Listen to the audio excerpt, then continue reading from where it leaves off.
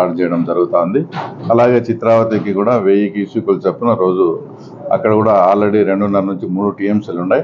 అంటే టోటల్గా 8.5 నుంచి 9 టీఎంసీలు పెట్టే విధంగా ఇక్కడ ఇరిగేషన్ అధికారులు అంతా కూడా ప్లాన్ చేస్తూ ఉన్నారు. కూడా గమనించండి, ఎంత అంటే అంత మాటలు వైఎస్ఆర్సీపీకి ఆ తర్వాత చెందిన ఆ పార్టీకి చెందిన నాయకులు చాలా ఇదిగా, అంటే ఇటు సైడ్ ఏది చంద్రబాబు నాయుడు గారు వచ్చే వర్షాలు రావని, చంద్రబాబు నాయుడు గారు వచ్చే జలాశయాలు నిండవని ఎంతో ఇదిగా, అంటే ప్రకృతికి సంబంధించిన విషయాలపై కూడా ఆ రకంగా కామెంట్ చేస్తూ తర్వాత బురద జల్లే కార్యక్రమం చేశారు.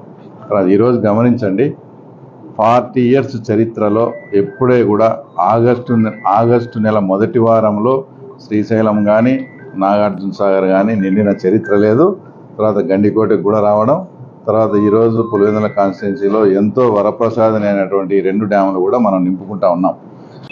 ఆ తర్వాత ప్రత్తి కానీ పంటలు కొన్ని చోట్ల అంటే నీళ్లు అందరికి కూడా ఇబ్బంది పడే పరిస్థితులు ఉన్నప్పుడు తర్వాత మనం ఇప్పుడు ఈ నీటిని అంతా సద్వినియోగం చేసి తర్వాత ఇక్కడ ఉన్న అధికారులకు మా ముఖ్యమంత్రి గారు కూడా కోరుతున్నాం, మనకు కావాల్సినంత వాటర్ ఉంది, ఈ వాటర్ను ఇంకా మైక్రో ఇరిగేషన్ ద్వారా కావచ్చు, తర్వాత చిన్న చిన్న ఫీల్డ్ ఛానల్స్ ద్వారా ఇంకా రైతులకు మరింత ఉపయోగపడే విధంగా కూడా దీన్ని తీర్చిదిద్దితే భవిష్యత్తులో రాయలసీమలో పులివెందుల ప్రాంతం అనేది హై జీడిపి ప్రకారం ఒక సస్యశ్యామలమైన ప్రాంతంగా కూడా ఆ తర్వాత భవిష్యత్తులో అభివృద్ధి చెందే ఇది ఉంది.